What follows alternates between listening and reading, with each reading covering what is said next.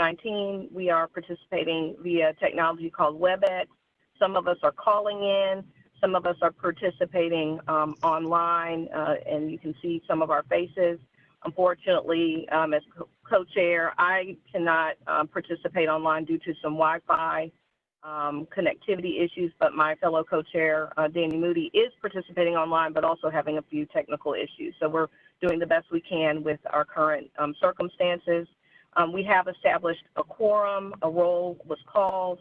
The minutes from our last meeting on January 15th, 2020 was passed, and I will note for those watching that the way we have to take vote is through roll call because of the nature of this meeting. Next, we will hear from staff to the commission, several updates, and then we will proceed as our agenda indicates. Thank you very much. This is Amanda Bryan. I am staff to the commission, and there are a couple of bullet points on my staff report today. The first is that I wanted to confirm that everybody was able to receive the 3 letters that were sent to the Chief Justice on behalf of a couple of different organizations related to our work. All 3 of them were in support of removing the portrait of Chief Justice Repin, and you've all read those letters, but I'm sure, but I just wanted to make sure that everybody had received them, and just point out that they were included in your packets. The next item was not on the agenda that I sent to you because I only received it today, but I also forwarded to you all an email that we received from Chief Judge McGee at the Court of Appeals. And because I know that Dr. Palmer has not had a chance to review that email, I'd like to read it if that's all right with everyone. It's brief. That email says, "Good morning, Amanda. I understand that the Portraits Commission will be considering a proposed motion today concerning action regarding the portrait of Chief Justice Thomas Repin. I would ask that you share this email with the members of the commission for their consideration. This is also an appropriate opportunity to take action regarding the statue of Chief Justice Repin located in the entryway of the historic Court of Appeals building that has housed government offices since 1913, including the Court of Appeals since 1967. I would request that the proposed action of placing the current portrait of Justice Repin in storage with the North Carolina Museum of History or the North Carolina Museum of Art in consultation with the appropriate officials of these state institutions also include placement of the Repin statue. Events of the past few days have raised greater concern about the location of the Repin statue in the entryway to the Court of Appeals. Multiple windows on the first floor of the Court of Appeals building were broken this week, only feet away from the Repin statue. If the front gate had been opened, the statue is just inside and is the only object in the entryway that could have been targeted for damage. We will appreciate the consideration of the Portraits Commission of the request that the placement of the Repin statue in appropriate storage be added to the proposed motion for action. Sincerely, Linda McGee." And I would just note that that proposal that she's referring to is the motion that was circulated ahead of time to all of you from Justice Witcher, that motion that will be proposed today but has not actually been proposed yet. Moving on, the next bullet point is a report on the status of the legal opinion regarding NC General Statute Section 100-2.1. If you recall at our last meeting, I believe it was Justice Witcher and a couple of others raised the question of whether moving the portrait of Chief Justice Repin or any others is allowable under that statute, which governs objects of remembrance, portraits, etc. I have asked the Office of General Counsel at the Administrative Office of the Courts to prepare a legal memorandum about that. That office advises various commissions as well as other parts of the judicial branch. So They have agreed to provide that legal opinion, but they were unfortunately not able to have it done in time for our meeting today. They are as swamped as everybody else figuring out responses to COVID-19. So they have told me that they anticipate sending a memo to me for distribution to you by the end of next week. So hopefully you will all have some further reading on that soon. The last item that I have for you is at our last meeting, there was some discussion of whether this commission would solicit public comment and in what ways you would do that.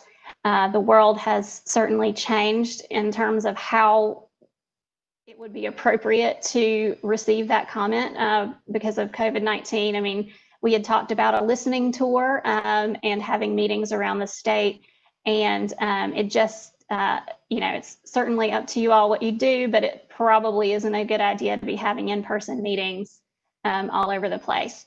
So I have talked with the IT department at the Administrative Office of the Courts, and they can very easily create an online portal whereby people could go to the page for this commission, which is housed at the nccourts.gov website. And it would just be a web form that people could fill out their comment in a very simple form, and that would generate an email, probably to me, and I could collect them and share them with you.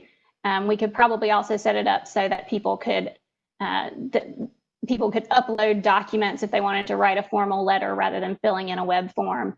We could make that happen as well, but that's very easy to do. And if the commission wanted me to set that up, I could have it done very, very easily and quickly. So that is my staff report. I'm happy to answer any questions you have.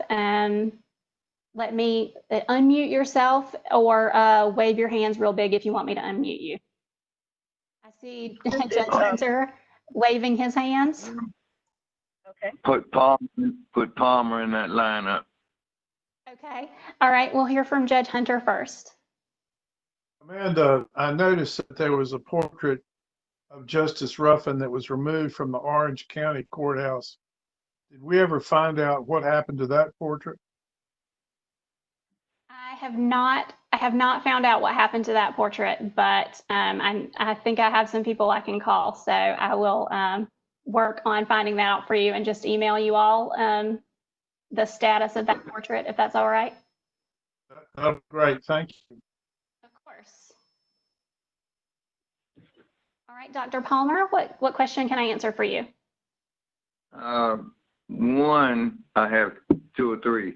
One, can we all get a copy of the communication she's reading, especially with regards to the statute, before we discuss it? I certainly am in favor of the removal, but there are other questions that I need to see the written proposal. I hope that we can hold that until the next meeting when we all have time to get the copies in our hand.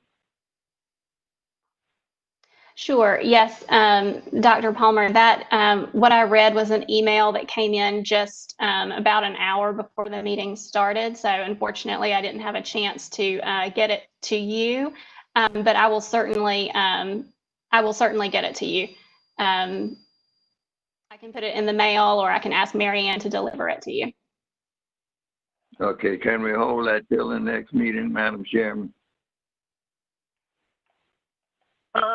I just would like a point of clarity on whether or not that requires a vote. Would someone be able to clarify whether we need a vote to table the discussion of the statute at the Court of Appeals? I so move.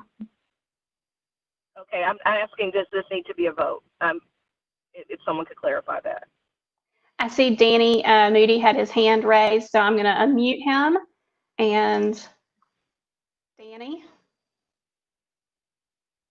I'm sorry, Danny, we still can't hear you. You are unmuted on our end.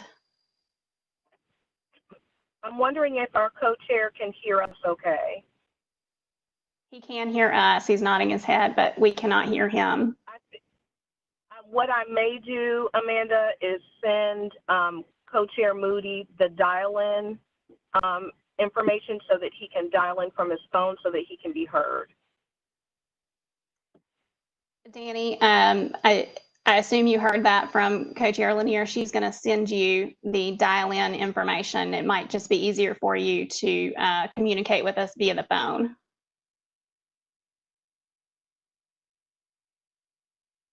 So we will assume that is happening. Oh, he's written us a note.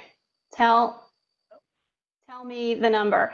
So Danny, if Michelle can just send that to you, I don't know that we want everyone in the world who's watching the live stream to have the call-in information.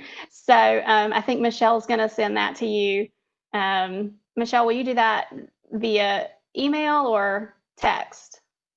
I can do that via text right now. So I think perhaps we go on to one of Dr. Palmer's follow-up questions and return to this when Co-Chair Moody can participate. Okay, that sounds good. Dr. Palmer, what was your next question? Next question was, does the MOU or the Memorandum of Understanding replace the power and the authority of the North Carolina Historical Commission? Dr. Palmer, I would imagine that the relationship between that memorandum of understanding and the Historical Commission, I would imagine, will be part of the legal analysis that the Office of General Counsel is going to do for us that we'll receive next week. If it is not already a part of that memo, I can certainly follow up with them and ask them to do further research. I mean, if anybody... I raise that question because all of our motions and discussion about replacing and removal are tied into the previous rules and regulations established by the North Carolina Historical Commission. And at this point, I can speak to that, Commissioner Palmer, if you don't mind. Okay. No. So again, this is Co-Chair. Okay, thank you. Again, this is Co-Chair Michelle Lanier. I actually work within the Department of Natural and Cultural Resources in the Office of Archives and History that is deeply impacted by the general statute regarding the objects of remembrance.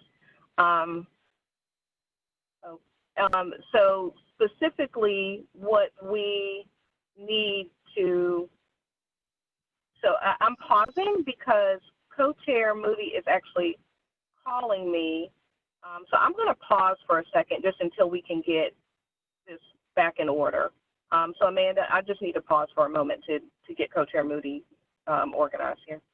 Okay.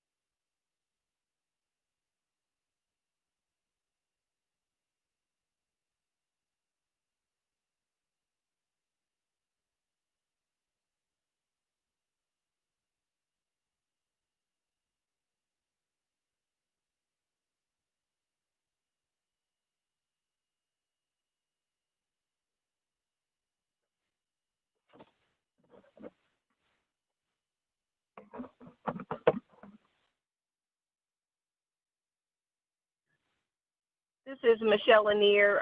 Co-Chair Moody is attempting to dial in, so I'll pause and hopefully he'll join us momentarily.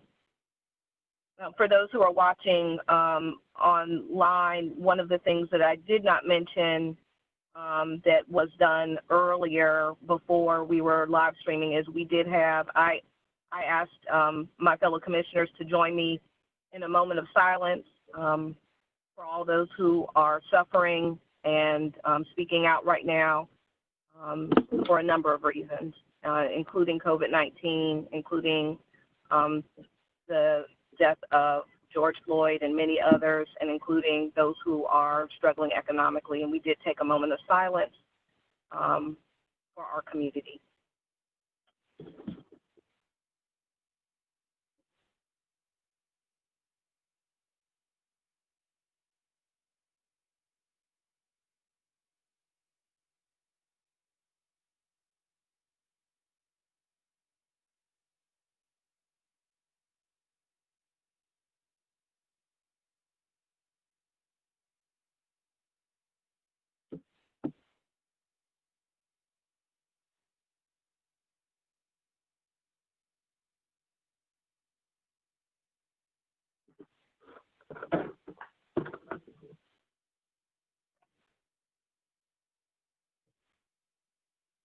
Amanda, I think I'm going to begin to answer Dr. Palmer's question, and hopefully Co-Chair Moody will be able to join us momentarily. I did seek legal counsel from our staff legal team at the Department of Natural and Cultural Resources, who specialize in a number of matters, but also this particular general statute regarding objects of remembrance. I was told that our legal team cannot provide legal advice to the Supreme Court. However, I did hear that there may be some exceptions that are relevant, particularly I think it's Chapter 7 that's around portraits. So there is some language in that general statute that's specific to portraiture. However, I think I'm reluctant, and anyone in this commission should be reluctant to assume anything. So we are awaiting, as Amanda has stated, the final assessment of how that general statute applies to the work of this commission. And it's actually not the North Carolina Historical Commission that wrote that general statute. That came out of the General Assembly, and so that is the general statute that needs to be contended with. I do imagine that we would need to be in close communication with the North Carolina Historical Commission in terms of any plans, because there is a memorandum of agreement with the Department of Natural and Cultural Resources regarding the stewardship, particularly of the portraits. I think the statuary at the Court of Appeals may be a distinct conversation, and I think it's going to be important that we look at them separately. So that's where I am. I'm not sure if Danny Moody has been able to join in yet.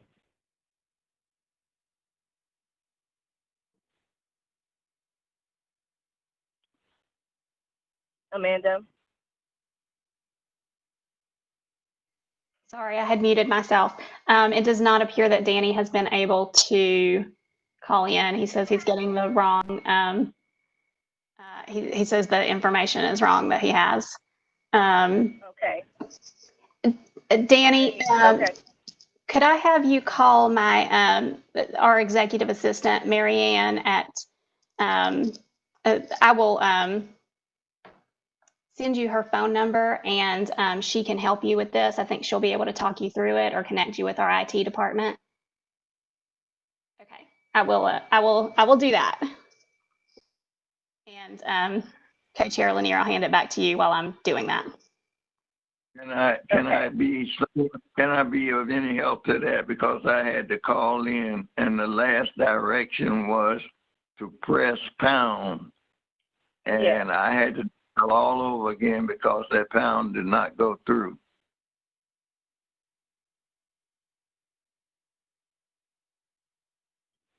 I'm also forwarding him the email that Amanda sent to us about dialing in.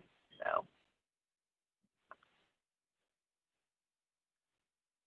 which is the number that I use to dial in. So, Dr. Palmer, your next question. Madam Chairman, I'm not trying to dominate this session, but I think my questions are necessary for all of us to understand what we are talking or discussing. Now, with regards to the staff report on the 4 categories, the last was the public comment portal.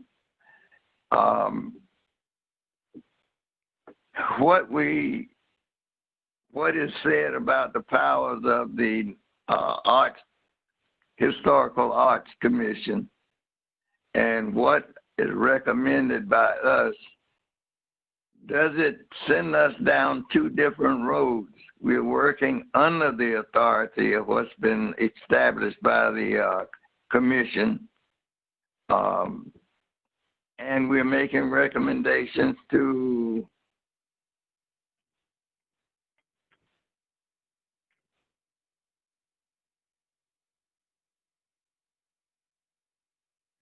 I believe Dr. Palmer's point is, how far should we proceed in making deliberations until we receive the legal opinion from the Department of Administration? Who's giving us the legal analysis on the general statute, Amanda?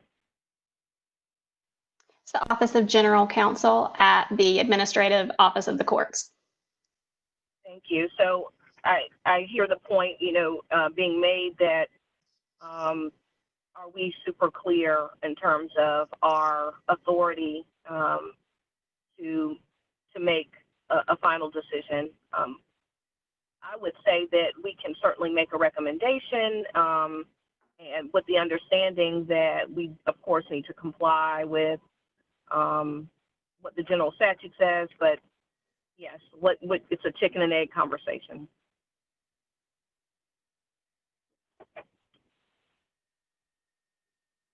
Dr. Palmer, are you still on? I'm afraid we may have lost him. Were there others who wanted to be identified with specific questions?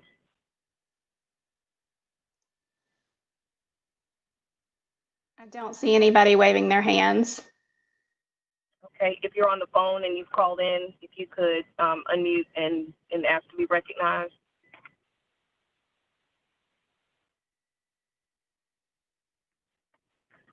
I would be open to entertaining a motion to proceed with getting the IT support of the Supreme Court to design an online portal with an understanding that the content of that portal will need to be determined at a later time.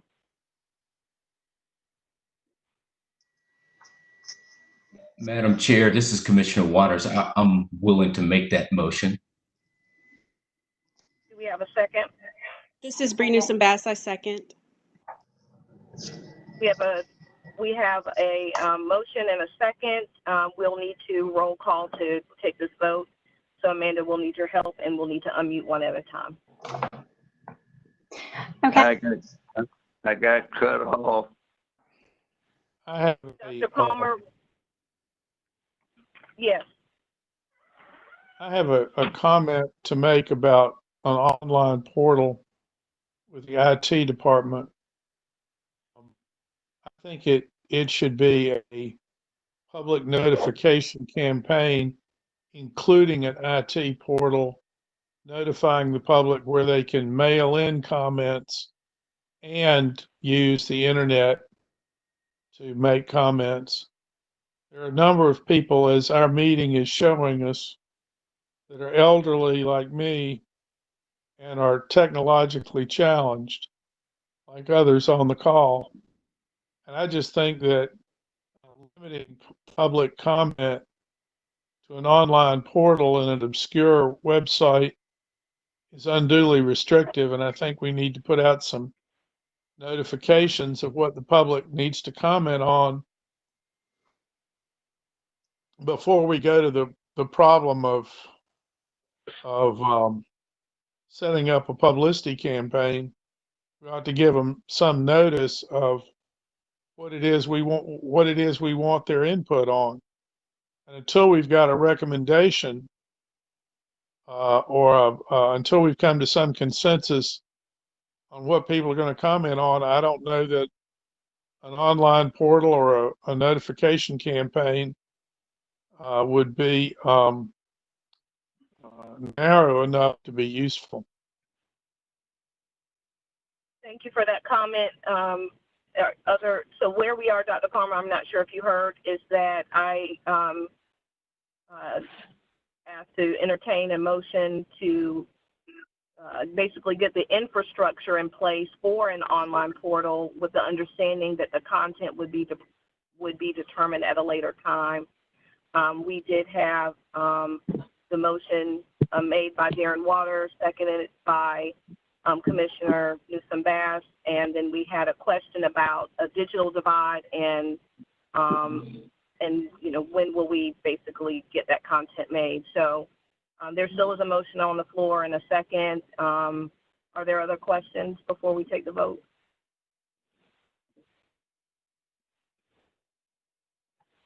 Okay, then we'll need to take vote by roll call, Amanda. Okay, Catherine Beischer. Paul Bidding. I'd say no, not now. I'm sorry, who was speaking? Catherine Beischer. Oh, thank you. I did not realize you had joined us. What was your, I'm sorry, what was your vote? No. No, okay. Paul Bidding.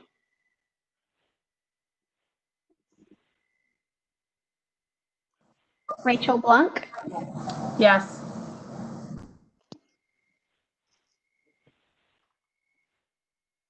Shelley Edwards. Yes.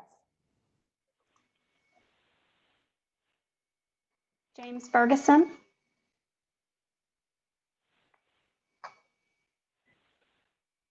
Bob Hunter. No. Okay. Michelle Lanier. Yes.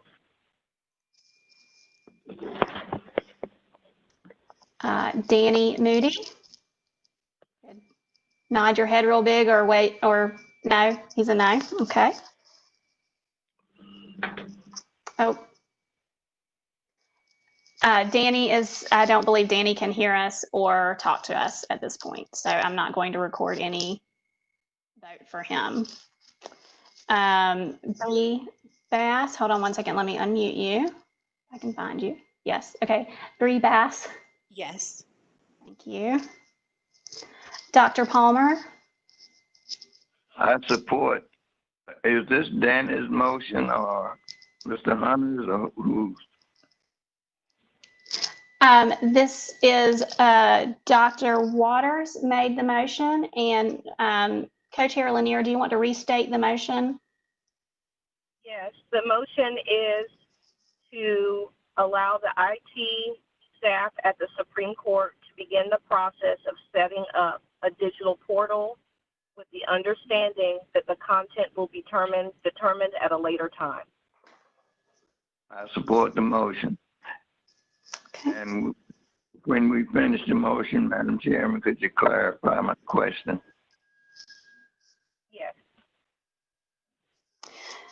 Okay, on the motion regarding the portal, Steve Stevenson?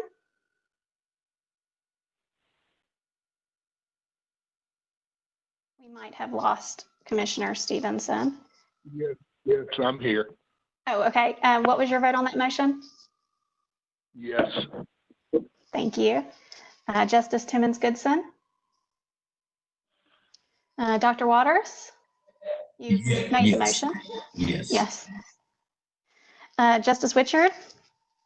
Oh, sorry. Let me unmute you.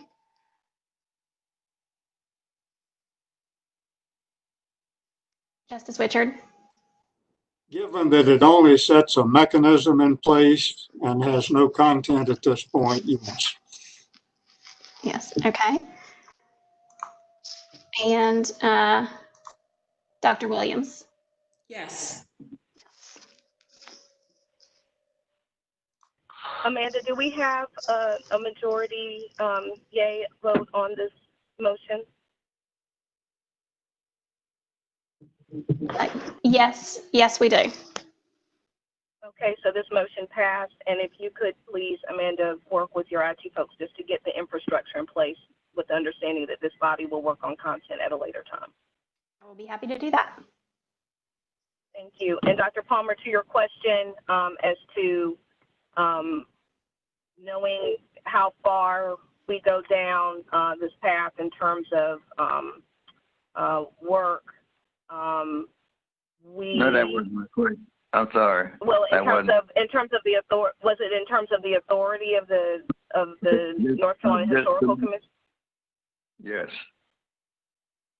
Yeah. So what I heard our staff members say is that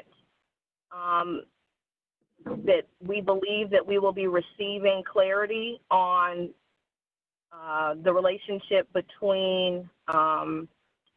Well, let me back up for a second, Commissioner Palmer. I heard them. If that's what we're doing, ignore my question because I was only trying to help keep us from spinning wheels. No, I understand. So we are realizing that it's the general statute that is the question mark in terms of how it applies to this work. The work of this commission, and that's what we are waiting on. I believe we hopefully will receive that information on Monday. Yeah, because we have a motion coming up after this that has to be defined who has the authority to enact it. Yes, and we're not quite there yet. I certainly can share some thoughts about that when we get there, but we're not quite there yet. All right. I think we're still just responding to the staff report at this point, and I do want to make sure we're mindful of time, but I'm wondering if there are any other questions or comments regarding Amanda's staff report, specifically regarding the letters that were sent to Chief Justice Beasley, and I know that there was a question I had that I want to come back to, but in terms of those letters, in terms of receiving clarification regarding the general statute, and we have already discussed the digital portal, but are there other questions regarding those matters for Amanda? I did wonder if we needed to take a vote to table the discussion regarding the statue at the Court of Appeals building. I know that's something that Commissioner Palmer is asking for, and it sounds like for two reasons. One is he hasn't had a chance to visually review that document, that email, and secondly, we have not received the legal review that we are looking forward to receiving regarding this matter. And so I did move that we postpone this until the next meeting. Thank you. Is there a second? Second, Steve Stevenson. There's a motion and a second to table the discussion of the removal of the Ruffin statue from the Court of Appeals building in Raleigh until this is just more information. This is Justice Whitchard. Could I comment? Please, Justice Whitchard. I think his motion is to postpone, and there is a technical reason it's important that it be that rather than to table. A motion to table takes a 2/3 vote to remove something from the table. A motion to postpone requires only a majority vote. So I think he used the word postpone, and there is a difference that we should be aware of. Thank you Good for thing that. we've got a judge on this committee. Yes, we have all the knowledge we need here. Thank you for that correction, Commissioner Whitchard. I stand corrected. The motion is to postpone the discussion regarding the removal of the Repin statute from the Court of Appeals. We have a motion and we have a second, and now we need to do a roll call vote. Could I speak to the motion just briefly? Please, Justice Butcher. I'm very much in favor of the motion. I got the email from Amanda regarding Judge McGee's letter just as I was getting ready to try to sign on to this meeting. I don't think we should deal with something of that magnitude with so little notice. And secondly, I would just raise the question for somebody to look at between now and our next meeting. Does our charge from the court include statuary? I looked for it in my file and could not find it, but again, doing it in a hurry. But I'm very much in favor of postponing. If it came to a vote today, I would abstain simply because I don't think we can get properly prepared to do that. May I say something? This is Catherine. Yes. Yes, Catherine. From my limited understanding of our charge, it is to address portraits at the Supreme Court. And it seems to me that that's a generous plenty on our plate already, and that we should focus on that until that's resolved, because the statute of Repin in another building is a whole nother can of worms. I'd just like to dive in for a moment. This is Michelle Lanier. I am concerned that we may be taking a vote to postpone something that is not actually officially a part of our charge. I looked at the charge from the court as well, and it did not include that statute. However, the letter from Chief Justice Beasley welcoming us to serve in this capacity did. And so I would like, Amanda, we need some clarification, because the charge we received from, for this work from the court only references the portrait, but the letter from Chief Justice Beasley references both the portrait and the statue. So there is a discrepancy there. I'm realizing that we need some clarity on several fronts. We need clarity on the general statute, as we already know. It sounds like we need clarity on the relationship between the North Carolina Historical Commission and our work, which I'm not sure has been sent over to your legal review folks. And then thirdly, we need clarification as to the charge of this commission. Is it just the portraiture, or is it also the statuary? Because that language is not included in the official charge. So I think we need our staff to take back these questions. I'm wondering if it makes sense for us to even vote on this until we have clarity on whether or not the charge will stand as is from the Supreme Court, or if it is going to be updated. And I'd be interested to hear if anyone has feedback on what I've just said. Yes, actually, I do have some feedback. I'm curious, can we get them to clarify? A portrait is a subject. The medium of a portrait can be sculpture, can be painting, can be a crayon drawing, and can be computer generated, can be a variety of things. So when you say portraiture, theoretically, it includes all of these things, any sort of representation of a particular subject.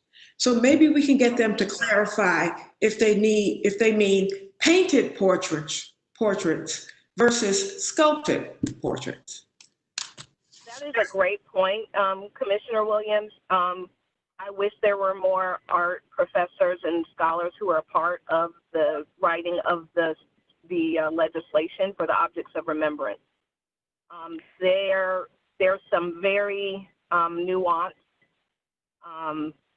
definitions in that law that we're grappling with, and which is why we're awaiting this legal review.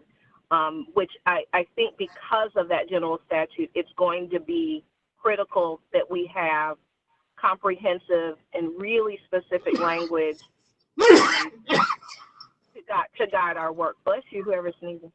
And so I hear you. I wish that we had that kind of theoretical thoughtfulness in that general statute.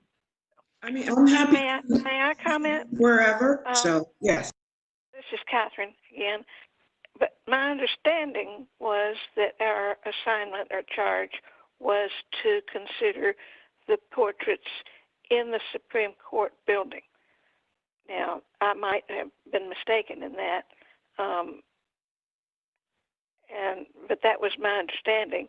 And of course, the sculpture of Thomas Ruffin is not in the Supreme Court building. Catherine, this is Michelle. So while that is what is in the charge, we have been verbally and via writing encouraged by Chief Justice Beasley to also consider that statute, even so much as asking, hey, has the commission had a chance to go to the Court of Appeals to look at that statute yet? We took a bit of a tour of the portraits at one point. So I do think, I hear your point, and I hear others on this body that you feel that you are clear, but I am not sure that our notion of clarity is in alignment with the expectation of this body. And I think we do need to be sure that we have clarity. Absolutely. Madam Chair, Palmer again, I agree with all that's being said. For reference, I suggest in the folder we have today, Article 1, Section 100-2 defines the word work of art. And I believe that's in our commission's communication, and that includes statues and portraits and all. Everybody may want to review item 102 for definition. Yes, Commissioner Palmer, there's also some exception language in that statute, and that is why we are receiving a legal review. Thank you. That's my question. May I say something? Can you hear me? Identify yourself for those of us who are not able to see. This is Bree Newsom-Bass.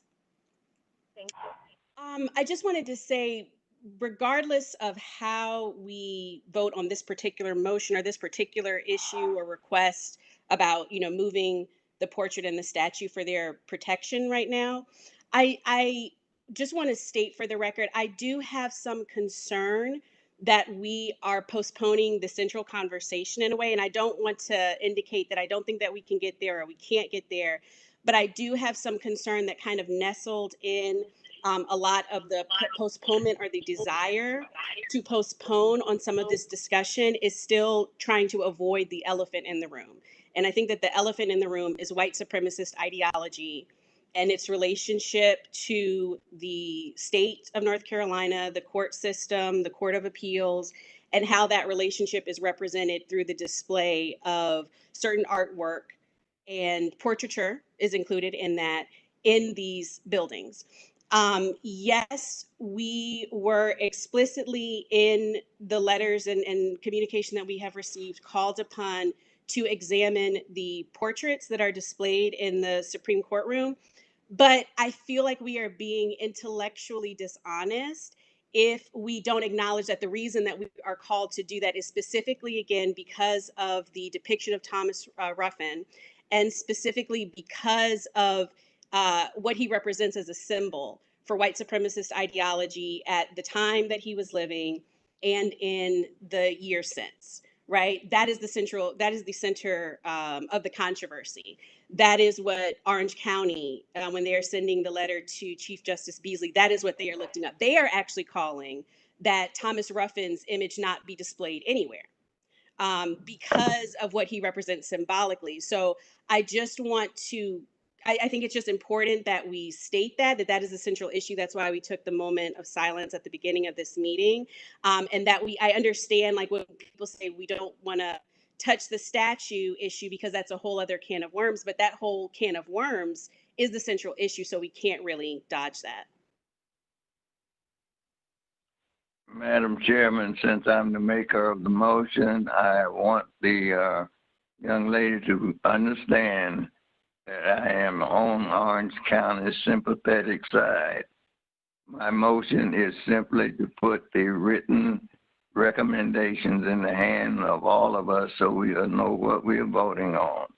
Because I don't want us to vote and run right smack into our own existing statutes like we're ignorant of the facts. So that delay is not to dodge the issue. It's simply to wait until we have the intelligent material to vote upon. Oh, absolutely. I completely understand that. If I may say one more thing, if we are then discussing whether or not we have the authority, like, and if we want to completely postpone that discussion, then we can postpone it. But I do think, again, it calls into question if Orange County can remove a portrait, if UNC Chapel Hill can remove a statue and be in compliance, then why is the state Supreme Court not able to make a judgment with its own appointed commission over statues and artwork that's displayed? That's the purpose of my question.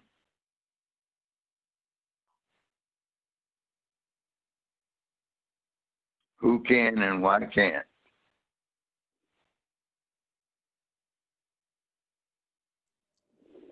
Madam Chair, Yes. Dr. Palmer's motion is before us. I move the question on the motion. Yes, I and second. so, thank you. We need, I think we need the motion repeated. Is that a second? Humor. I was asking to have the motion repeated. The motion was to defer the consideration of the amendment or inclusion of information we have not had in our hand until we receive it for the next meeting. And I believe we have a second, Amanda. Did you record a second on that? I did. Commissioner Stevenson was the second on that. Okay, we'll need a roll call vote now. Okay. Madam Chair, if I could raise one question, have we acknowledged receipt of that letter from, have we acknowledged that the commission has received it, and do we need to do that?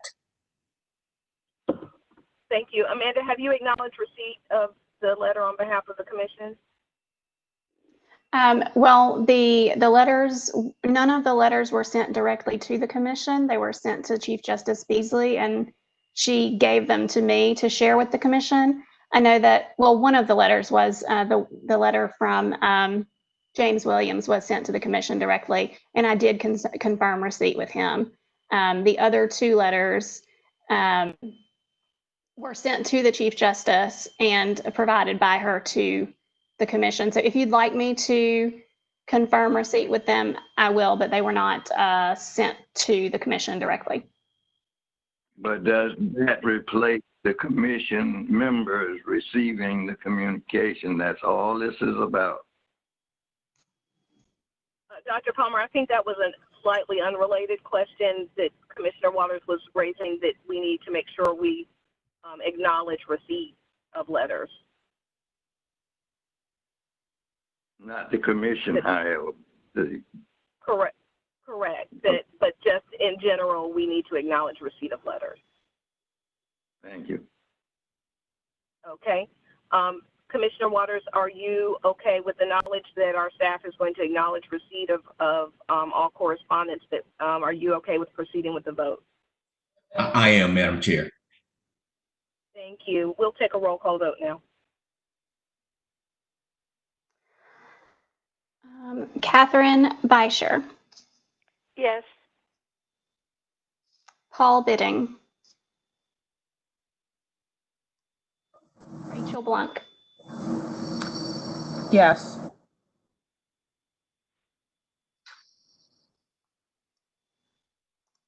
Shelley Edwards.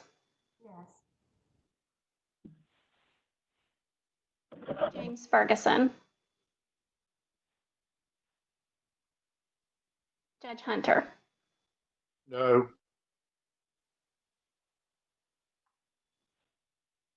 Michelle Lanier. Abstain.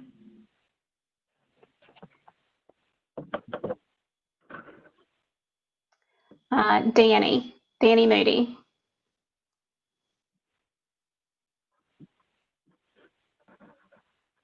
Danny still appears to be having connectivity issues. Let's see. Bree Bass. I abstain.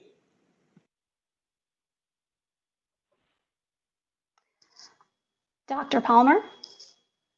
Yes. That was your motion, of course. Commissioner Stevenson. Yes. Justice Timmons Goodson.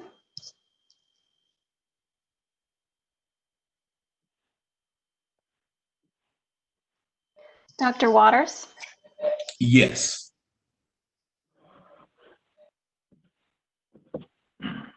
Justice Richard. Yes. And Dr. Williams. Abstain. Give me just a moment to add those up.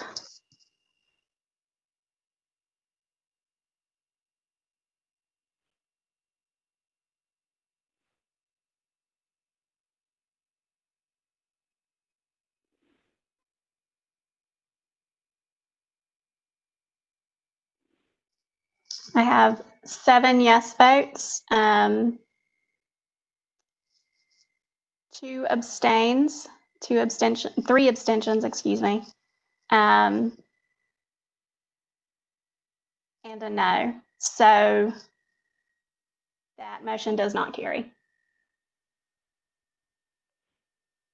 Just as a reminder, our quorum is 8, and I believe at your initial meeting you also decided that what would be required to pass any action would be 50% plus 1 of the membership of the commission, which is also 8. Thank you. I would, Michelle, and you're here, I would also entertain a motion to seek clarity as to the charge of this commission as it relates to the statute at the Court of Appeals.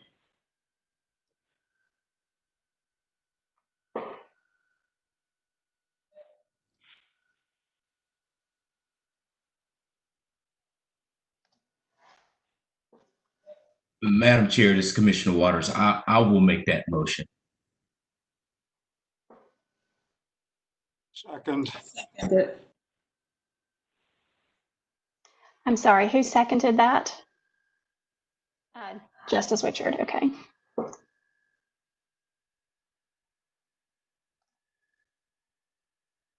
We've had a motion and a second.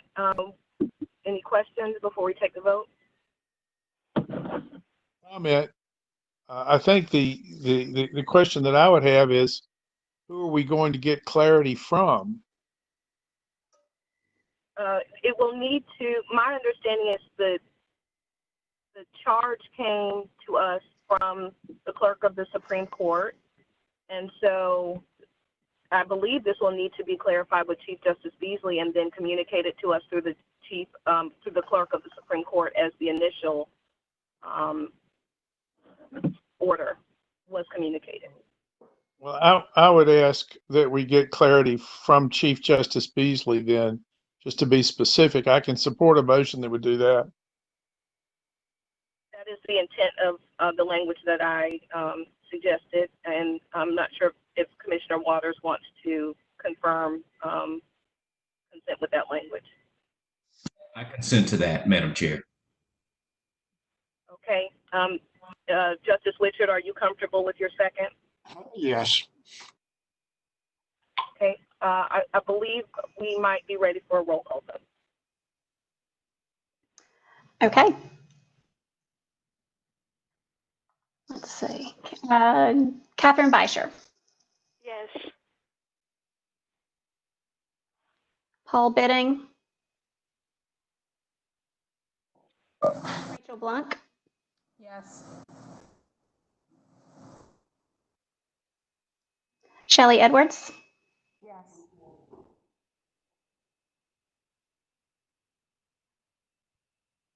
Judge Hunter, Yes.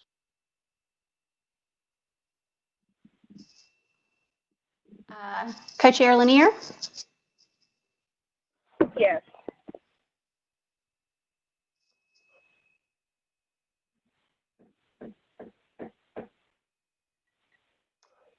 Danny Moody,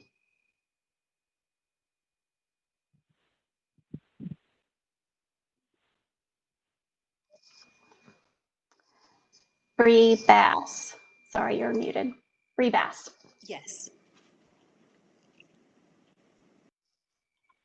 Dr. Palmer, Yes. Steve Stevenson, Yes. Justice Timmons Goodson, Dr. Waters, Yes. Justice Richard, Yes. and Dr. Williams. Yes. Thank you, Amanda. It sounds like that was consensus vote, so that does pass, that we will seek clarity through you as our staff from Chief Justice Beasley regarding the inclusion of the statute of Ruffin at the Court of Appeals and consideration around its status as a part of the work of this commission. Whether or not that is the case, we're seeking clarity. So I think this may be a good time to hear from Justice Richard regarding the motion that he had Amanda to share with us in advance for our ability to read it in advance of his bringing it forward. Justice Richard? Madam Chair, this is Commissioner Waters. Before you do that, just in consideration to my other commissioners, as I notified you before the meeting, I'm going to have to drop out now to attend another meeting that I can't avoid here at the university. So I just wanted to let everyone know that. Thank you, Commissioner Waters. You did share with me that you would need to leave around 2, and I see that you have stayed on after that. So we thank you for your time and your service, not only to this commission. Amanda, can you hear me? Oh, there Yes, he is. is that Danny Moody? I think it is. I don't know. We hear you, Co-Chair Moody. Glad you made it. Co-Chair Moody, Commissioner Waters is needing to step away for some responsibilities to the university where he works. So thank you, Commissioner Waters. Thank you all. See you next time. Bye-bye. Thank you. Co-Chair Moody, we were just about to hear from Justice Richard. Are you ready? Yes, Justice Richard, we can hear you. Madam Chair and Commission members, I prepared this proposed motion at Co-Chair Lanier's request following discussion of this possibility as a way of resolving this at our meeting last time. I think it's important that the people who missed that meeting know I didn't pull this out of thin air in the absence of discussion by the commission, but Michelle asked me later on to put it in the form of a motion. I became aware that there is what is perceived, at least, as a very good portrait of Ruffin at the Di-Phi Societies in Chapel Hill. Justice Harry Martin's granddaughter, Clark Martin, is, as an undergraduate, was active with the Di-Phi. I approached her about possibly getting to see that portrait. The Di-Phi, for those of you who don't know, you've got to be a member to go to their meetings, have access to their rooms and portrait collection and that sort of thing, or have permission. But two of the issues regarding the Ruffin portrait have been its size and its location. We could, the concern, as I recall it from our prior meetings, is that portrait sitting right behind the Chief Justice's chair gives it a status that the other portraits don't have, as does its size. It is clearly an anomaly in terms of the size of portraits. So I prepared this proposed motion at Co-Chair Lanier's request for discussion by the commission. And actually, the first time I prepared it, I didn't have this information, but I learned later that the DAFI was willing to loan the portrait to the court for up to 5 years to allow it to copy the portrait and substitute it for the one presently there. So I redid the motion to add that provision to it.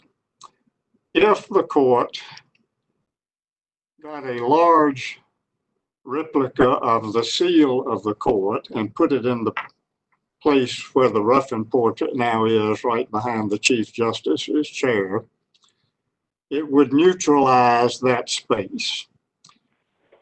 If we put a new Ruffin portrait of a size limited to the size of the other portraits there, one place to the left, and moved all the other portraits to the left, that would retain the chronological sequencing of the portraits. So that is what this proposed motion would do. Provide that the court, recommend rather that the court provide that the space immediately behind the Chief Justice's chair would not be occupied by any portrait. At our last meeting, I had a copy of the Ruffin portrait, which the members who were there saw. I sent this to Co-Chair Lanier, but that is the essence of the suggested way of resolving the size and location dimensions of this issue. I am well aware that it does not resolve the matter of those who wish to completely remove that portrait. That, to my mind, is another issue. I have written the motion according to what was discussed at the last meeting and the information I've gotten from the DAFI since. I would add that Kevin Sherry, who I guess is Michelle's supervisor or the head of her department within the Cultural Resources, is an alumni member of the DAFI. And after my conversations with Justice Martin's granddaughter, Kevin confirmed the vote of that board to loan that portrait to the Supreme Court for up to 5 years for that purpose. With that, Madam Chair, I'll stop and see if you or other members have questions. I have a comment. Thank you, Commissioner and Justice Litcher. I do have a comment. This is Co-Chair Michelle Lanier. I am incredibly and increasingly sensitive to the importance of the work of this commission. And I have heard from many of you that there was a frustration in true momentum of the work of this commission. And there were some moments of agreement that we all came to even before the current pandemic that has disproportionately impacted people of color, and even before the uprisings all over this country and world we had some agreement around the placement. There's a dog that's joining us. I'm going to invite folks to mute if you can. Okay, we're going to have a dog with us. There was some agreement around the location of that portrait, the size of that portrait not being appropriate. And I heard, as many of you did at the last meeting, that Justice Wichert had a potential, a suggested a way forward. And I thought this needed to come as an official motion. And I was grateful that Justice Wichert sent it to us in writing so that we would have time to look at it and reflect. And so that is the spirit that I bring to this moment, and would love to hear what other commissioners have to say. Madam Chairman, I earlier raised my hand for permission to second this motion intent to make a typographical change and to ask Judge Richard and the commission for consideration of some other changes in this recommendation, but I second his intent of the motion.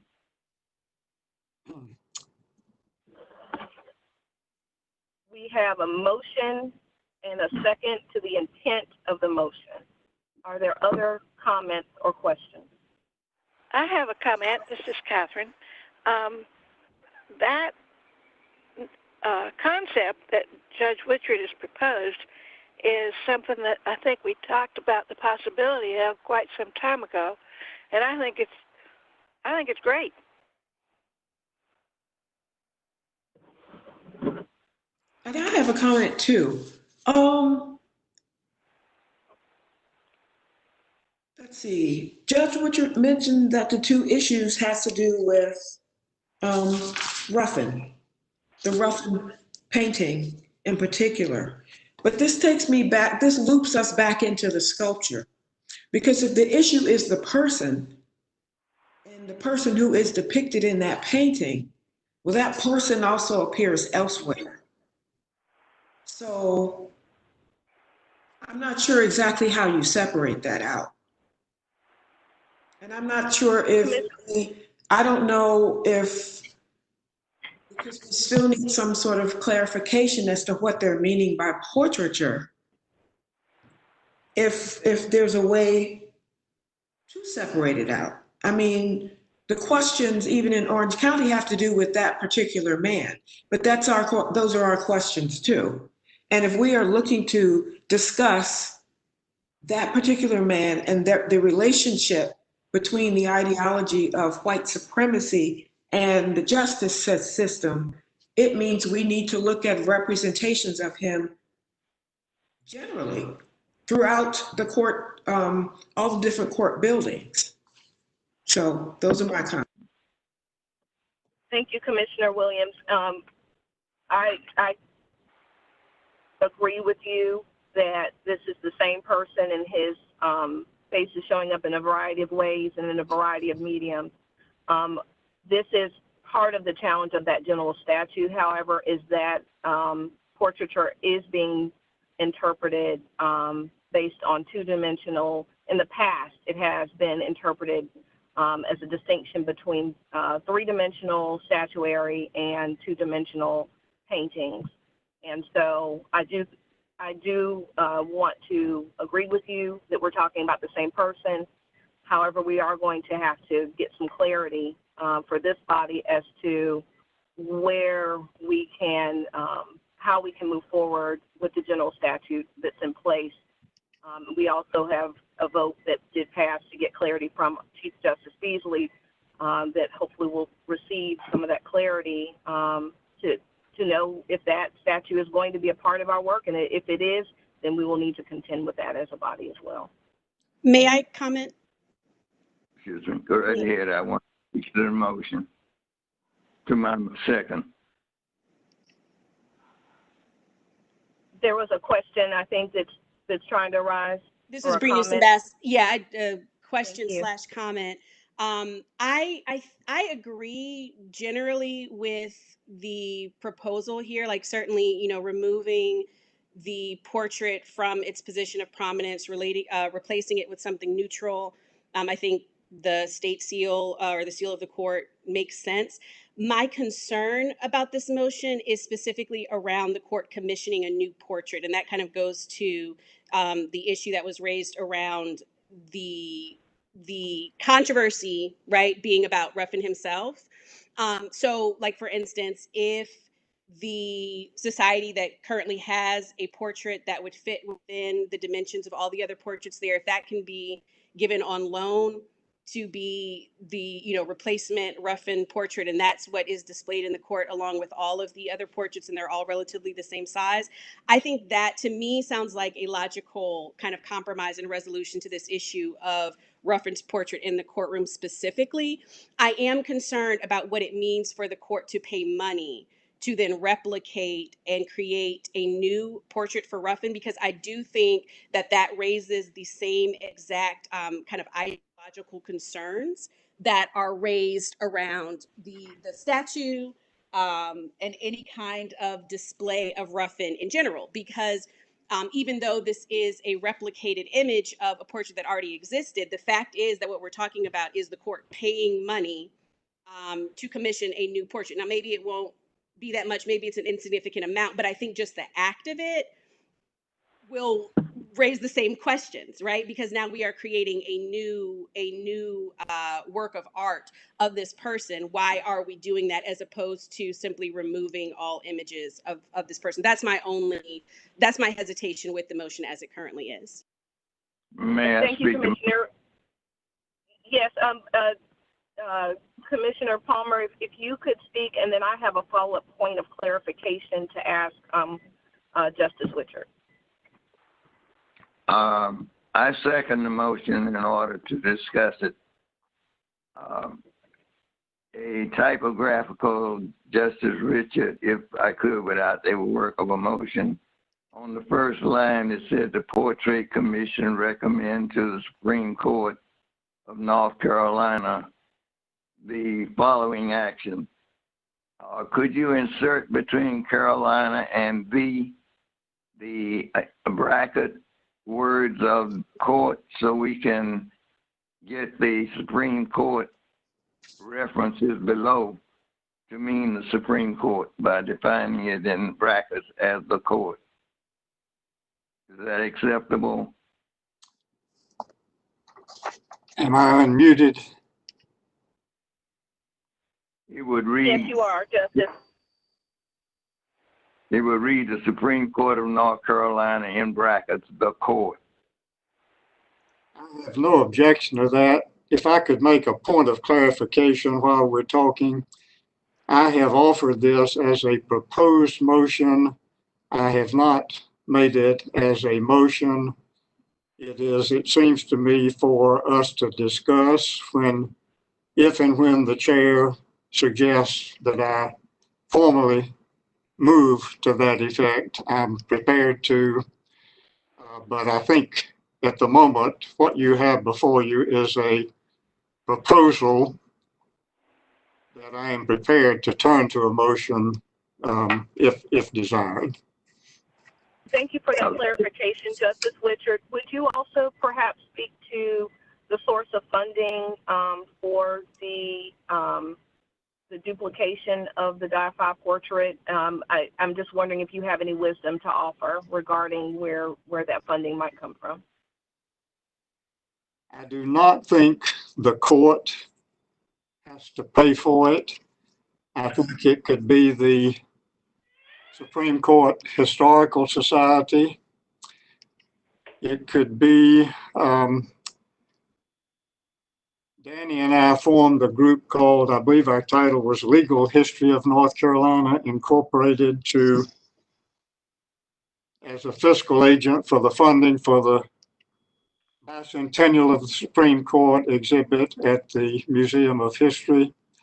We could perhaps get some funds through that. I don't think the court would end up having to pay for this. I would even make a small contribution to it myself. Other members of the commission might be willing to.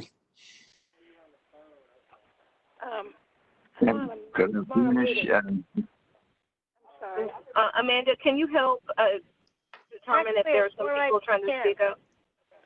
Yes, I believe that Catherine is trying to speak. Catherine Beischer. I was just talking to somebody else. Sorry. Oh, okay. If you don't mind mute, 1 second, Commissioner Palmer. If you don't mind muting, if you have background noise or additional business that you're tending to. Thank you, Right. Commissioners. I don't know how, but I'll make sure that doesn't happen again. Oh, thank you, Commissioner Beischer. So is there a way that we can, Dr. Palmer, I'm not sure if you had a follow-up question or comment, and then if not, I'd like to. I did, and it will touch upon Judge Richards' just the question he just raised. In this proposal, for the person who raised the question about justice, the portrait, Justice Ruffin, believe me, I support the concept that with his background in philosophy, he does not deserve to be in the ranks of our files. But I'm one who believes that if we're going to have a file of the justices of the Supreme Court, all justices should be listed or displayed in that file. Now, how they're being displayed is what's on the table. I do not think, again, I raised the question about our role, and that's already been resolved. But somebody has to have the authority to displace any portraits or statues in North Carolina, and right now that rest in the lap of the Arts Commission. Now, in this document that's been motioned and I second, the size of portrait is mentioned, and the size of the portrait in here, an amendment in the statutes already, the amendment says that no size is excluded when portraits are donated to North Carolina. So the issue of donating portraits, the issue of reducing, replacing portraits or statues, all come under the same law, has to be addressed by this commission if it's going to write guidelines for future portraits. So I don't think we need to leave the size ambiguous. I think all sizes of portraits ought to be the same, but that's a personal opinion. And that has to come up under discussion in our future about portraits and the resolution of this portrait. So where and who pays for these portraits has to come up in our guidelines. So we can't avoid the issue. I just hope we don't inculcate it into this motion to discuss the funding of the portraits until we determine how portraits for this display in the Supreme Court will be handled by all portraits. Future portraits is in one of the motions in the past of the Historical Commission, and it does not speak to the size of portraits. I think they all ought to be the same size. But I do want to ask the maker of the motion for this for this proposal, do we address? Madam Chair? Yes. Yes. The second paragraph of the proposed motion speaks to this. I think the only way you could do this without replacing loads of portraits, the only one that size has been an issue about is the Ruffin portrait. So my suggestion was that the court adopt a rule limiting future portraits to whatever the largest portrait is other than that one. If they don't do that, then whoever presents the next portrait could present one the size of the Ruffin portrait. I don't think we can resolve every detail of this. I think we are commissioned to give the Supreme Court a recommendation. And I think both the size and the funding sources are details that can be worked out if we give them the basics of how to handle the matter that they've asked us to address. I would like to respond as co-chair. I would suggest that one of our roles as a commission is going to be to give some guidance to Chief Justice Beasley in terms of policy regarding portraits going forward, just as Commissioner Palmer has addressed. And however, when it comes to this specific portrait of Ruffin, in the proposed, a way forward that we know is not yet a motion, we have embedded in that an acknowledgement of the fact that the current portrait is outsized. I think, based on what we have heard from Commissioner Newsom-Bass, it would be important to include in the motion that the funding for this portrait would not come from the court system. I think that's going to be very important, and I think that that's been the precedent to just thinking back to what Co-Chair Moody has shared with us about the history of these portraits, what you've shared with us, Justice Woodruff. That's been the precedent, is that this funding has come from other private bodies. And so I think that it is going to be important for us to get the vote that we need to move this motion forward, for it to acknowledge that the funding for the duplication of the Ruffin portrait not come from the Supreme Court or any court. May I say two things real quick, just a comment? I think it is important as well, and I would like to make a recommendation, at least, that this be included in what comes forward, perhaps as a motion, that there also be a statement about specifically why Ruffin is problematic and why we are making this move, because again, it's not solely because of the size of his portrait. It's how the size of his portrait is connected to making him this oversized figure because of his white supremacist ideology.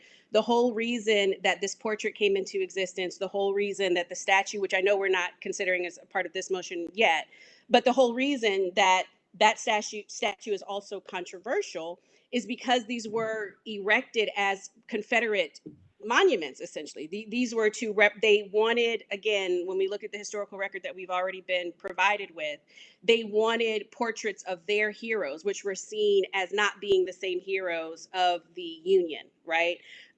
So I think that is important to state explicitly, that we're not simply moving it for size, because we don't have an issue of size with the other portraits. And it seems to be the practice that people who are paying for their portraits and donating them to the court are generally following the same size guidelines. So I think that is specific to and important to name specifically. The other thing I just wanted to say is I think we have to acknowledge that Orange County is already ahead of the state. So I understand, and I agreed with getting this clarification from the court about, who can move what portraits and statues and who has that authority and doesn't need to go by the Historical Society. But at this point, I think that we also need to take into account the extent to which other places in the state are moving ahead of the Supreme Court on this issue at this point. Orange County already took theirs down and made a statement and then made a recommendation for the state Supreme Court to do the same thing. UNC has removed the Silent Sam statue. Now, we can continue to get into this legal debate about what the statute says around, the Historical Society being the only body that can make the decision around these portraits and statues. But again, that brings us back to this discussion of protecting Confederate symbology because the state legislature passed that law specifically in response to people calling for the removal of Confederate symbology. So those two things can't be separated in my view.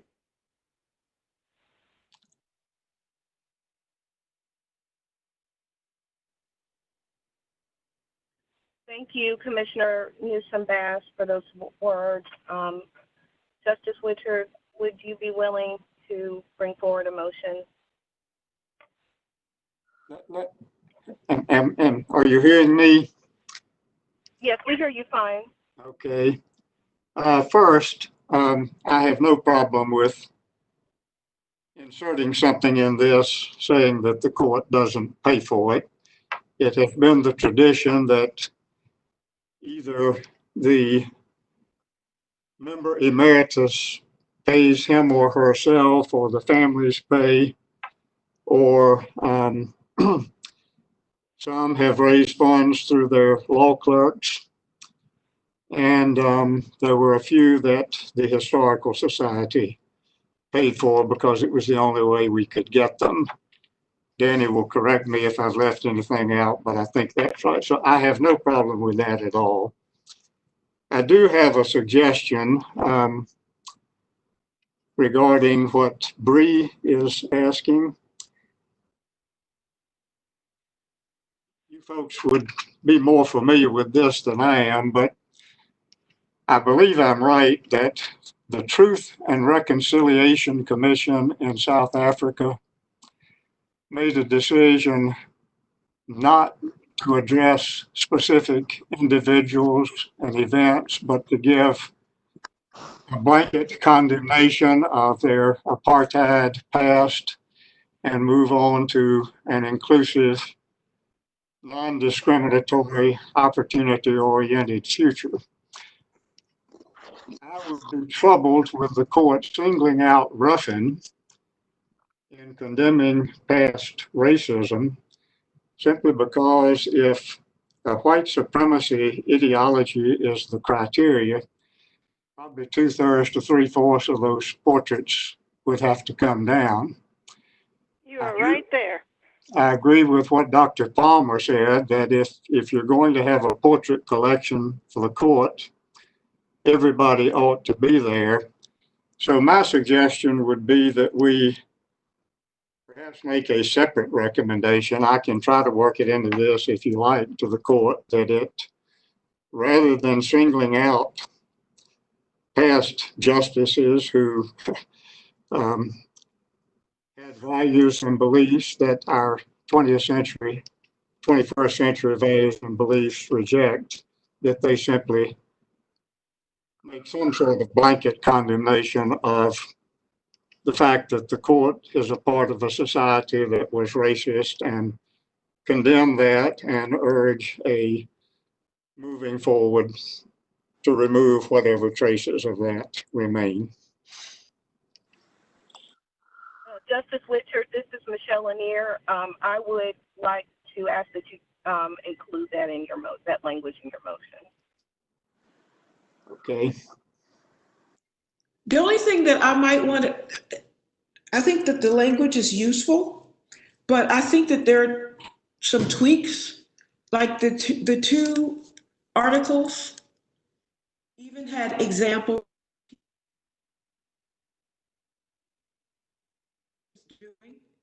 So I think that it's important to incorporate information such as that, so that there isn't this idea that everybody in that moment was on board with that, because they weren't.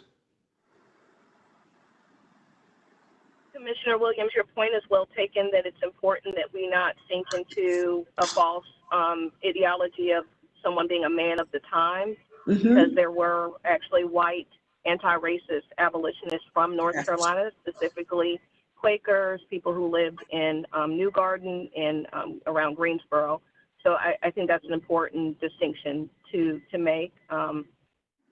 And yes, I think, but I do also appreciate your language, Justice Witcher, that the court did reflect a racist society. And I think that's important language as well.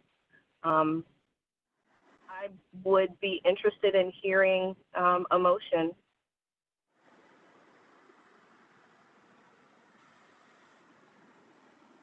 May I just offer a comment, please?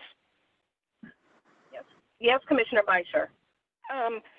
I think that from a historical point of view, I think that the portraits of the justices are simply a record of who has held that office. And that's all it is. And it doesn't say this one was a good guy and this one was a bad guy or anything like that. And I agree with Justice Richard that the outsize scale of the current Repin portrait and its position behind the bench give it a power that none of the others have.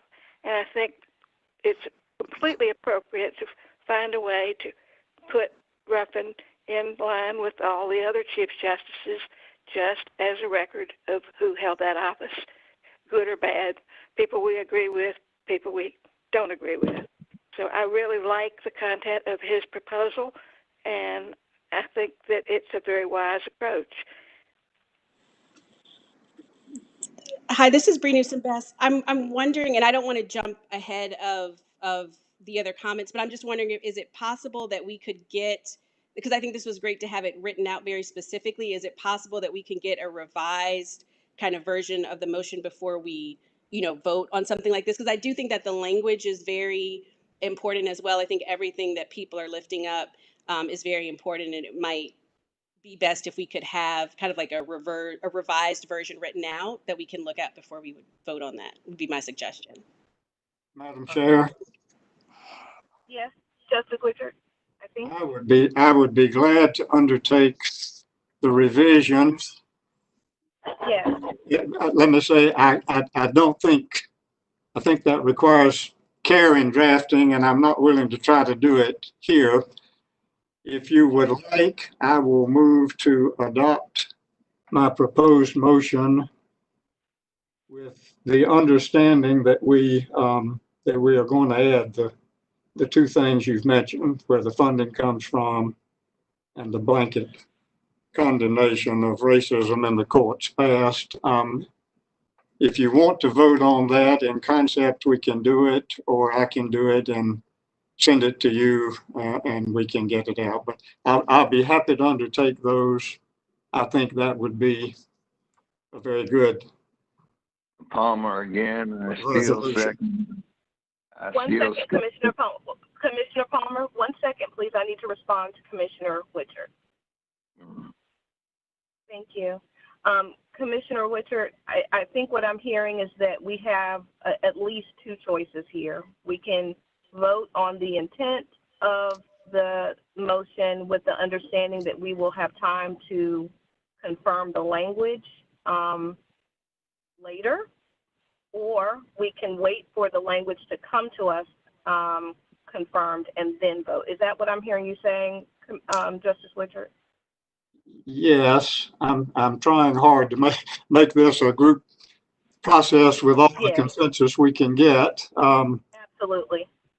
I think we could vote on my motion, including the understanding that those two amendments are going to be made to it, and then send it out for, I think you could have an email vote to approve it, unless there are concerns with the additional language. We actually can do an email vote. That's fine to do. But let me touch base. Commissioner Palmer, I have not forgotten about you. Commissioner Newsom-Bass, how would you feel about proceeding in that way, understanding that there would be an email where we could continue the work of refining the language and have a vote, and of course, all of our records will be made public. Yes, I think that sounds good. Okay, Dr. Palmer, would you have other comment or question before we proceed with receiving Justice Richard's motion? I'm seconding his motion with the intent of his amendment coming up at the next meeting along with the statute. I hear your second, but I want to confirm, Justice Witcher, did you offer a formal motion? I'm prepared to do that, Madam Chair, if you are ready for me to. I am ready to receive, and Dr. Palmer, hold tight for a do-over. Okay. We are ready, Justice Witcher. Co-Chair Lanier, I'm sorry to interrupt, but I believe Co-Chair Moody has been trying to get our attention for some time now. So I'm going to unmute him if that's okay with you and let him have his say. It's just been hard to break into the conversation. Apologies. Yes, we're prepared to.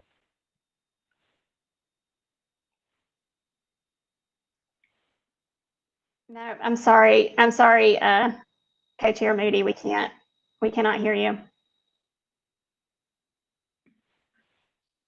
And Co-Chair Moody is no longer on the phone. I know he was for a moment. Yeah, so Co-Chair Moody is signed into this meeting 5 times. But in the chat? Can he put his information in the chat? Type it in. I'm not sure, Commissioner Williams, that he is aware of how to use the chat. Okay. This is Judge Hunter. I have a couple of comments I would like to make. I think the architect of this proposal is very, very good.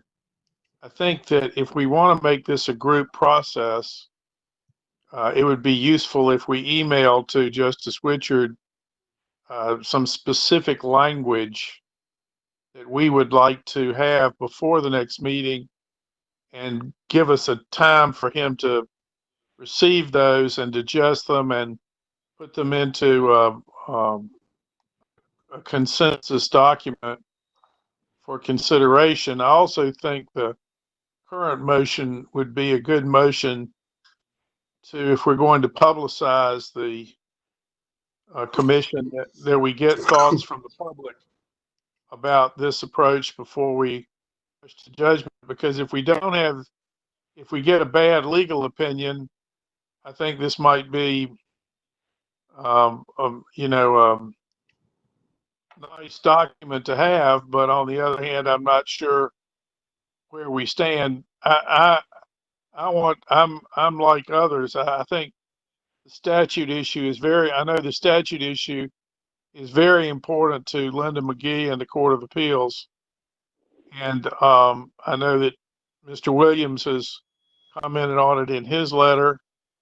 There was no Court of Appeals when Justice Ruffin was justice, and having the statue over there has no historical relationship with that particular court, other than at one time in history, the building was known as the Ruffin Building. And it may or may not be the Supreme Court. Well, at one time it was, yes. In any event, I think that if we're not going to adopt something finally till the next meeting, I think if all of us gave our ideas to Justice Richard between now and the next meeting, or before the next meeting, or before a date certain, if he could draft up something from after a certain date, and we'll get our thoughts to him on language, I think that might be a better way, a better group process, rather than waiting for a new draft at which we would all engage in wordsmithing collectively. If I may, this is Bree Newsom-Bass. I think that sounds like a good idea. I think it's the most reasonable way for us to make it a group process of helping to craft the language. I just want to keep pointing out that when we acknowledge that Ruffin has no connection to the Court of Appeals, that the Court of Appeals didn't even exist at the time of Ruffin, it only emphasizes, in my view, and I think many people would agree, that the presence of Ruffin is because of his function as a symbol of white supremacist ideology and the campaign for lost cause mythology and rewriting the history of the Confederacy and slavery, which took place during the 20th century, around much of the time that the Confederate monuments and other monuments and symbology that are in controversy or in dispute were installed. And so then again, when we, and again, I voted in favor of getting clarification around this. I do think it's important to get the clarification. I'm just lifting up and reiterating for us as a convening body that if we are pointing to that statute as the reason that as an argument for why the Supreme Court can't make a judgment around what artwork is displayed in its own courts, then we are citing a law that was passed specifically to protect Confederate monuments, and it's placing the state Supreme Court behind the ball of Orange County and UNC Chapel Hill.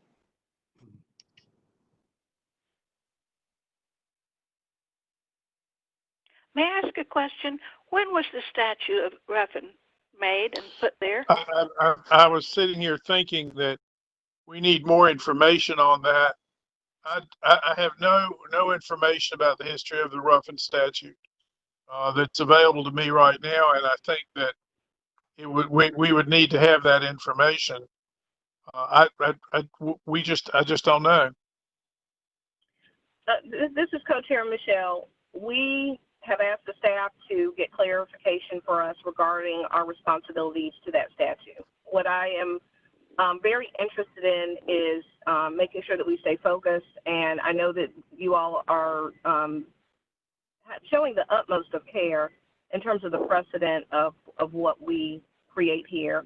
I've heard from 2 commissioners that there is a desire to perhaps share some additional language or some tweaked language with, I think it would be appropriate to share it with Justice Witcher, myself, Co-Chair Moody, and Amanda. If you have any changes to the text that has been shared with you as a Word document, as a proposed motion. And what I would like to do is meet sooner rather than later. I think that due to COVID-19, we had quite a break between January and now we're in June. I would like to meet definitely. I'd like to meet this month to move this forward. There's information on the statute in the article by Sally Green that I sent around that I can pull out and send to you.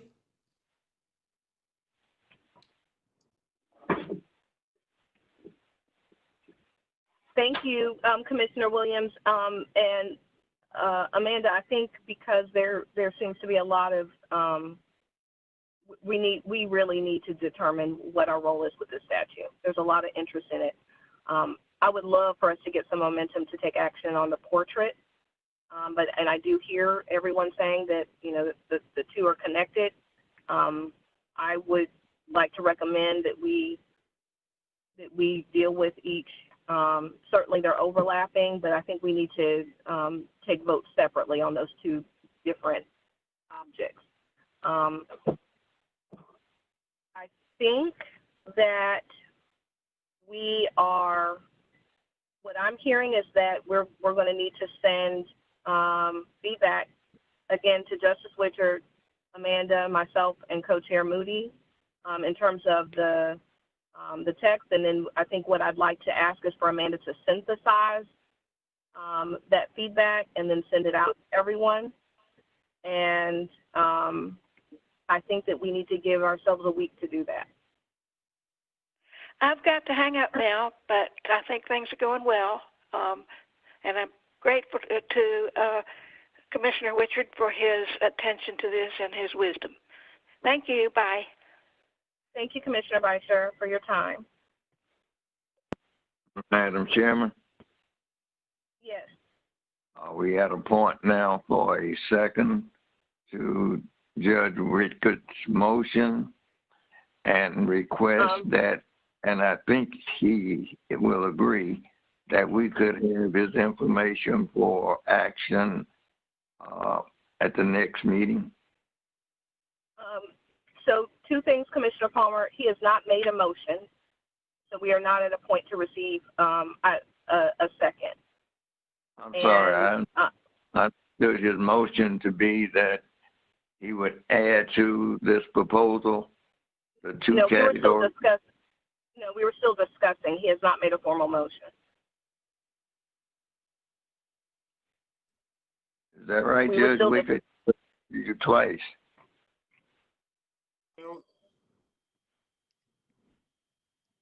Beg your pardon? Justice Richard? Would you like for me to make the motion and add those two things? Do we still have a quorum? Let me count us up again.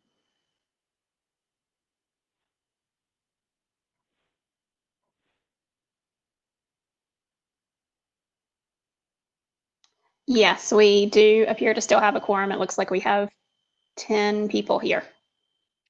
Okay, Justice Richard, please proceed with the motion. Madam Chair, I would move that we adopt the proposed motion that was submitted to the members before the meeting, with the understanding that I will add language to it regarding the funding for the new Ruffin portrait not coming from the court system, and some language regarding a blanket condemnation of any racism in the court's history, a repudiation of that, and the expression of a determination to eliminate any remnants of it. We've heard the motion. Is there a second? I second the motion again. Okay, and we will need a roll call vote, Amanda. Okay. Catherine Beischer. Paul Bidding. Rachel Blank.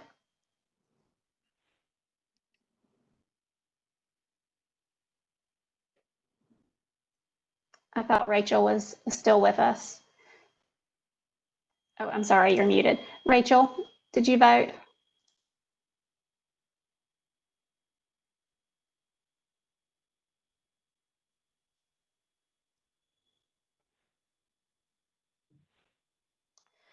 I'm going to move on to Shelley Edwards.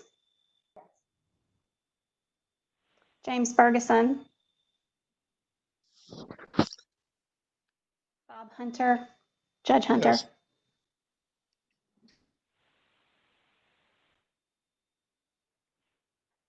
Co-Chair Lanier. Yes.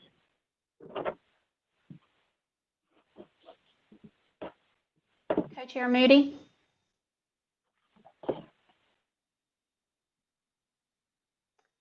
Bree Newsom Bass. Yes. Dr. Palmer. Yes.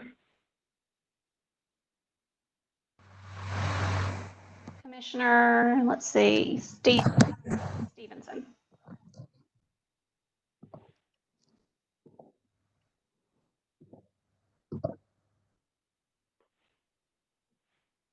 Steve Stevenson.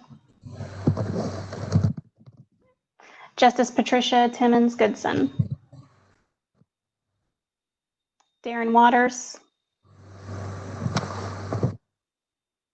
Justice Wichard. Yes. And Dr. Williams. Yes. And I believe that Rachel Blank may be back with us. Did you hear the motion and do you want to vote on it? I did. I heard it. Thank you. And yes, and the answer is yes. Okay.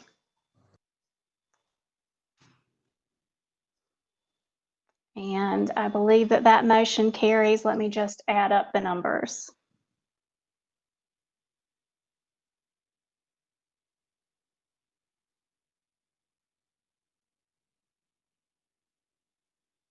Yes, that motion carries. Thank you, Amanda. You're welcome. We're doing important work here, and I thank all of you for your time. I know that it is 3:04, and we had promised to only keep you 2 hours, but I think this has been time well spent. I pray that all of you stay healthy and safe, and I will entertain a motion to adjourn. So. We have a motion to adjourn. So Second. moved. Okay, we have a motion and a second. We need a roll call vote again, Amanda, to close us. Okay. All right. I'm sorry. It looked like Judge Hunter wanted to say something. Judge Hunter, were you just trying to make that motion, or? I was seconding the motion. I vote in favor. Okay. I'll go ahead and mark you down then. All right. So starting at the top, Catherine Beischer, Paul Bidding, Blanc, Yes. Shelley Edwards, James Ferguson. Judge Hunter has already voted yes. Co-Chair Lanier.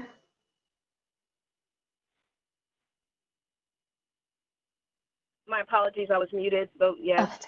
Oh, okay. Co-Chair Danny Moody. Bree Newsom-Bass. Yes.